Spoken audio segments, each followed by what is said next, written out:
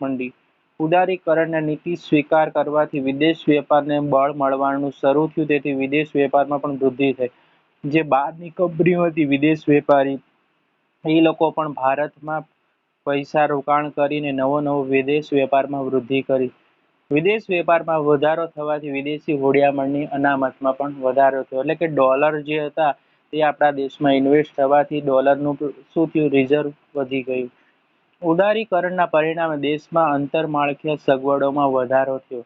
એટલે આપણે વાત કરીએ તો ટ્રાન્સપોર્ટેશન છે, ફેસિલિટી છે, સંદેશા વ્યવહાર છે, એ બધી પણ જે સગવડો હતી, બેન્કિંગ હતી, એ બધી સુવિધામાં વધારો થયો.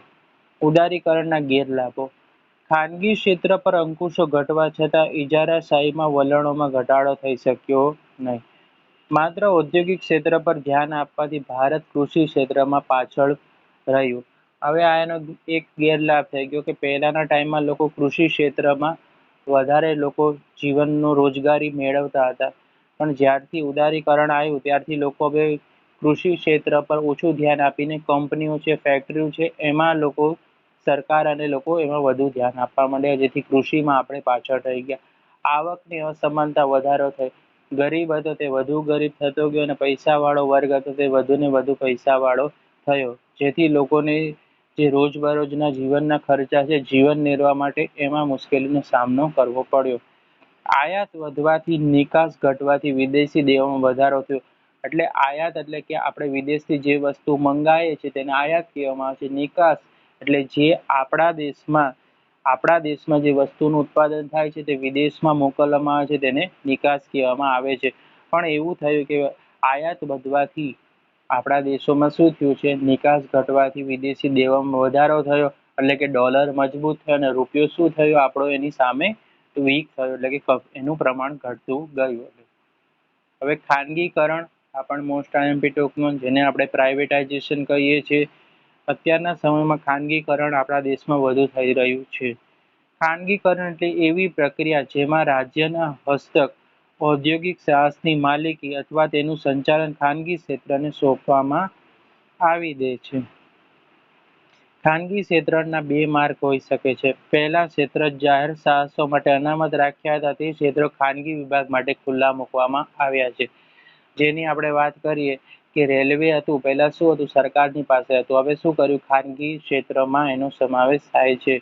રાઈટ, એ આપણે જે અદાણી છે તે અત્યારે આપણે શું કરે છે, રેલવેને ચલાવે છે, તો એ પણ શું થઈ ગયું, ખાનગીકરણના આપી દીધું છે. રાજ્ય હસ્તકની કંપનીની માલિકી રાજ્ય પોતાની પાસે રાખે અને સંચાલન શું કરે છે, ખાનગી કંપનીને સોંપે છે, અથવા સંચાલન રાજ્ય પોતાની પાસે રાખે અને માલિકી ખાનગીની કંપનીને સોંપે. એમાં શું થાય છે, આ જે ખાનગીકરણ થવાથી શું કહે છે કે માલિકી છે તે રાજ્ય સરકાર પોતાની પાસે રાખે છે, અથવા જે ડાયરેક્શન છે, જે નિર્ણયો લેવાનું છે, જે સંચાલન છે, મેનેજમેન્ટ છે, અથવા ખાનગી કંપનીને સોંપી દે છે. રાઈટ. હવે ત્રીજો પોઈન્ટ, ખાનગીકરણનો લાભો થવાથી શું થાય છે કે ખાનગીકરણોના લાભ થવાથી કે નીતિના કારણે દેશમાં ઉદ્યોગિક ક્ષેત્રને ઉત્પાદકીય એકમોની સંખ્યામાં વધારો થયો. હવે ખાનગીકરણના લીધે શું થયું કે જે આપણા જે વેપારી હતા, જે ઉદ્યોગપતિ હતા, એ લોકો શું કર્યું, વધુ ને વધુનું વસ્તુઓનું શું કરવા માંડ્યા, ઉત્પાદન કરવા માંડ્યું. ખાનગીકરણના પરિણામે મૂડીગત અને વપરાશી વસ્તુઓનો ઉત્પાદનમાં વધારો થયો. જે વસ્તુ વપરાશમાં હતી તેનો ઉત્પાદનમાં શું થઈ ગયો, વધારો થઈ ગયો. જાહેર ક્ષેત્રના એકમોનું ખાનગીકરણ થવાથી જાહેર ક્ષેત્રના એકમની કાર્યક્ષમતામાં સુધારો થયો. કે પહેલા શું હતું, જાહેર ક્ષેત્રના જે એકમો હતા એમાં શું કરવામાં આવતું હતું, એટલું બધું જે ઇફેક્ટિવ હતા, જે કર્મચારી હતા, જે વ્યક્તિઓને નિમણૂક કરવામાં આવ્યા હતા તે બરાબર કામ કરતા નહોતા. જેથી શું થયું, પ્રાઇવેટાઇઝેશન થવાથી શું કરશે, જે કર્મચારી બરાબર કામ કરે છે એ લોકોને શું કરવામાં આવે છે, રાખવામાં આવે છે, જેથી શું થાય, એ લોકોની કાર્યક્ષમતા છે, જે ઉત્પાદનની ક્વોલિટી છે તેમાં શું થયો, વધારો થયો. હવે ખાનગીકરણના ગેરલાભ થયા. ખાનગીકરણના પરિણામે આર્થિક સત્તાનું કેન્દ્રીકરણ થાય છે, જેનાથી ઇજારાશાહીને વેગ મળ્યો છે. ખાનગીકરણ થવાથી શું થાય, એક સત્તાનું છે કેન્દ્રીકરણ થાય, એટલે કોઈ પણ એક વ્યક્તિ અને સત્તાનું શું કરશે, પોતાના હાથમાં રાખશે, જેથી શું થાય, ઇજારાશાહી થાય. ઇજારાશાહી થવાથી શું થશે કે જે કિંમતો છે, જે વસ્તુઓના ભાવ છે એ શું થશે, વધી જશે અથવા વધી જવાના ચાન્સ થશે. ખાનગીકરણથી નાના ગૃહ ઉદ્યોગોનો વિકાસ યોગ્ય રીતે થઈ શકતો નથી. માત્ર મોટા ઉદ્યોગોને જ લાભ મળે છે. જેમ કે આપણે જોઈએ છીએ નાના ગૃહ ઉદ્યોગો હવે શું થાય છે, ધીમે ધીમે બંધ થઈ જશે. કારણ કે મોટા જે વેપારી છે તે મોટા પ્રમાણમાં રોકાણ કરીને પોતે શું કરે છે, મોટા ઉદ્યોગોને લાભ મળે છે. સરકાર નાના ઉદ્યોગો તરફ એટલું ધ્યાન આપી શકતી નથી. ખાનગીકરણના પરિણામે ભાવો અંકુશમાં રહ્યા નથી, જેથી ભાવ વધારવાની સમસ્યા ઊભી થાય છે. આપણે હવે વાત કરીએ ખાનગીકરણ થવાથી આપણે જોઈ રહ્યા છે કે દૂધના ભાવ છે, વસ્તુઓના ભાવ છે, જીવન જરૂરી વસ્તુમાં એમાં ભાવ હવે શું થાય છે, વધતા જાય છે. કેમ? કોઈ પણ એક કે બે વ્યક્તિના હાથમાં સત્તા હોય અથવા એકથી બે વ્યક્તિ કંપનીઓ જો ઉત્પાદન કરતી હશે તો ભાવો અંકુશમાં રહેશે નહીં. તેથી ભાવ વધારાની સમસ્યા ઊભી થાય છે. વૈશ્વિકીકરણ એટલે દેશના અર્થતંત્રને વિદેશના અર્થતંત્ર સાથે જોડવાની પ્રક્રિયા છે, તેને વૈશ્વિકીકરણ કહે છે. રાઈટ? ટૂંકમાં કહે તો વૈશ્વિકીકરણ એટલે દેશના અર્થતંત્રને વિશ્વના અર્થતંત્ર સાથે જોડવાની પ્રક્રિયા. પરિણામે વસ્તુઓ, સેવા અને ટેકનોલોજી શ્રમના પ્રવાહને વિશ્વમાં સરળતાથી પ્રાપ્ત થાય છે. હવે આના શું કહે છે? સુધારા. Most IMP short note. બે દેશો વચ્ચેના વેપારોને અવરોધો દૂર કરવા. એટલે શું કરવું? ટેકનોલોજી દ્વારા અથવા વ્યક્તિઓની આપ-લે દ્વારા મજૂરો જે છે તેને આપણે અહીંયાથી મોકલવામાં આવે છે, લેબર સપ્લાય કરવામાં આવે છે. રાઈટ? એ રીતનું પણ કહી શકીએ છીએ. અથવા વસ્તુઓ જે આપણા દેશમાં ઉત્પાદન થાય છે તે વસ્તુ વિદેશમાં આવે છે, વ્યક્તિઓને વિદેશોમાં પહોંચાડવામાં આવે છે. વિદેશની જે વ્યક્તિઓ વસ્તુઓ છે તે આપણા દેશમાં આવે છે, જેથી વેપારના અવરોધો દૂર થયા. એવી પરિસ્થિતિનું નિર્માણ કરવું જેથી બે દેશો વચ્ચેની મૂડીની હેરફેર સરળતાથી થઈ શકે. એટલે એ લોકો શું નક્કી કર્યું કે કેટલા ડોલર સામે કેટલા રૂપિયા ચૂકવવાના, એ પણ આપણે નક્કી કર્યું છે વૈશ્વિકીકરણ દ્વારા. જેથી શું થાય છે, બંને દેશોના સંબંધો બરાબર મજબૂત બની શકે છે અને વેપાર પણ સારી રીતે થાય. ટેકનોલોજીના હેરફેરના અવરોધો દૂર કરવા. ટેકનોલોજી જેમ કે વિદેશની ટેકનોલોજી આપણા ભારતમાં પણ શું કરવામાં આવે છે, તેનું અવરોધો દૂર કરીને આપણા દેશમાં એને સ્થાપવામાં આવે છે. કંપનીઓ જે વિદેશની કંપનીઓ છે તે અહીંયા શું કરવામાં આવે છે, સ્થાપવામાં આવે છે. અને આપણી કંપનીઓ પણ વિદેશોમાં શું કરે છે, ટેકનોલોજી પ્રોવાઈડ કરતી હોય છે. વિશ્વના જુદા જુદા દેશો વચ્ચે શ્રમની હેરફેર મુક્ત કરવી. એટલે તમે જોશો કે લેબર છે તેનું શું કરવામાં આવે છે, અમુક દેશોમાં સપ્લાય કરવામાં આવતો હોય છે. જે લેબર વર્ક છે, જે કારીગર વર્ક છે, રાઈટ, તો આપણા દેશોમાંથી બીજા દેશોમાં પણ મોકલવામાં આવે છે. હવે વૈશ્વિકીકરણથી દેશના અર્થતંત્રને શું અસર થાય છે, તો એના લાભો અને ગેરલાભો છે. તો પહેલો લાભ છે કે વૈશ્વિકીકરણના પરિણામે દેશમાં વિદેશી મૂડીરોકાણને પ્રોત્સાહન મળ્યું છે. વૈશ્વિકીકરણ થવાથી આપણે જોઈએ છે કે જાપાન છે, અમેરિકા છે, રશિયા છે, ચીન છે, એ લોકો શું કર્યા છે, આપણા દેશમાં પૈસાઓ રોકે છે અને મોટી મોટી કંપનીઓ છે જે આપણા દેશોમાંથી કરોડો અબજો રૂપિયાનો નફો કરતી હોય છે. બરાબર? કારણ કે આપણે જે 1991 પોલિસી હતી, આર્થિક ઉદારીકરણ, ખાનગીકરણ, વૈશ્વિકીકરણ, એમાં શું કર્યું છે, આપણે જે અમુક શરતો હતી શું કરી, તેને લિબરલાઇઝેશન કર્યું છે. એટલે કે રાઈટ, ઉદારીકરણ કર્યું હતું.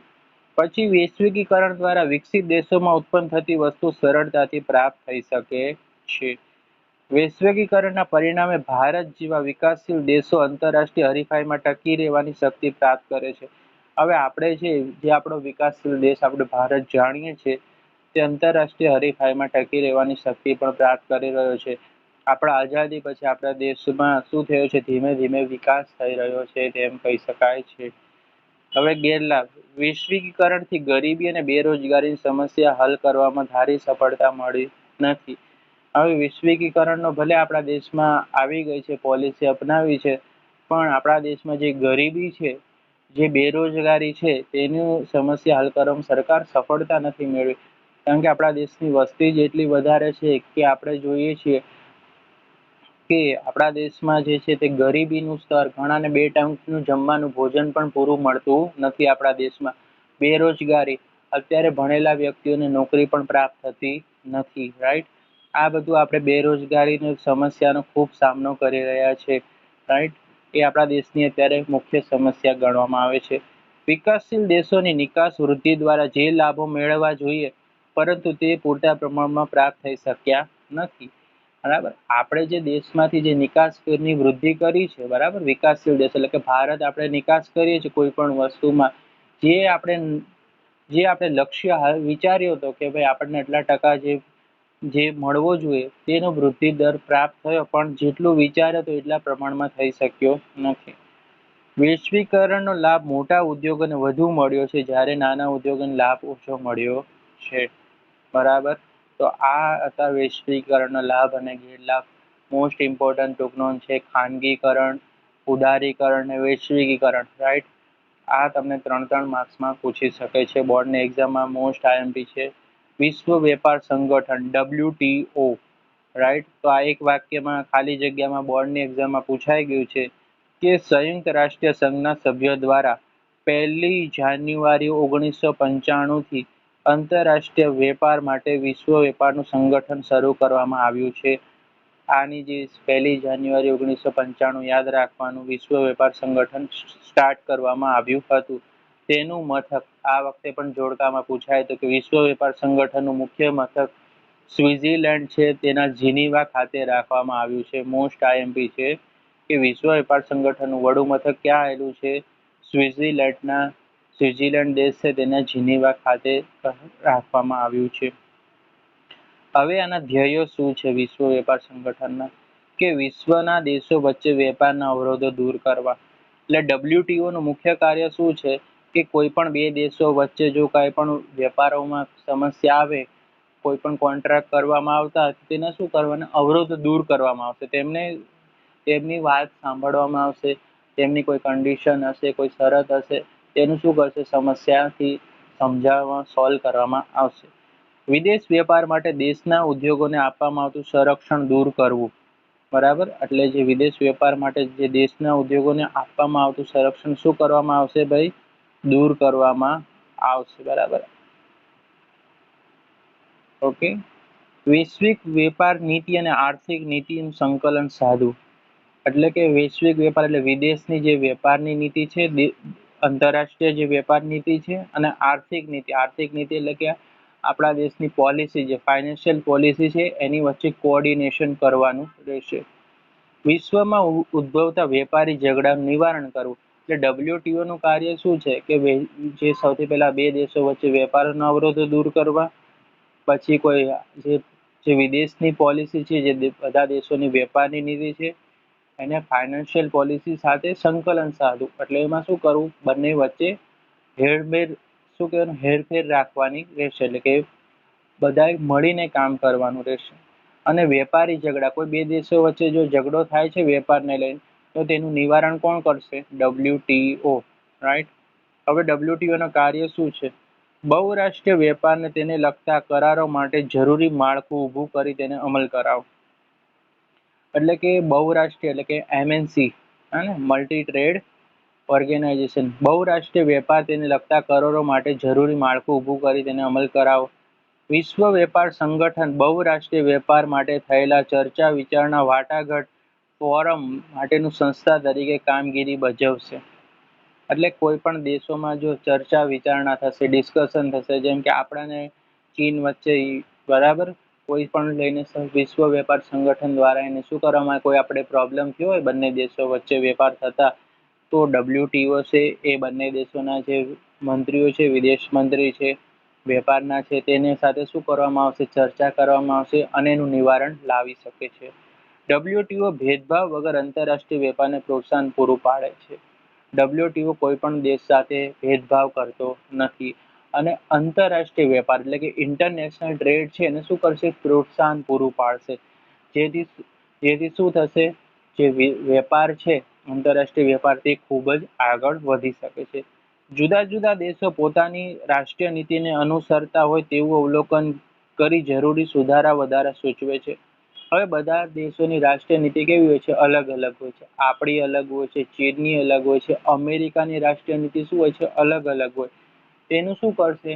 એનું અવલોકન કરશે કે ભાઈ ભારતમાં કઈ નીતિથી ચાલે છે વેપાર, અમેરિકામાં કઈ છે, અને એમાં સુધારા વધારા કરશે કે ભાઈ તમે બંનેના આ રીતના ટર્મ્સ એન્ડ કન્ડિશન હોવા જોઈએ, જેથી તમારો વેપાર છે આંતરરાષ્ટ્રીય છે તે વધુ આગળ વધી શકે છે અને બંને દેશ વિકાસ કરી શકે છે.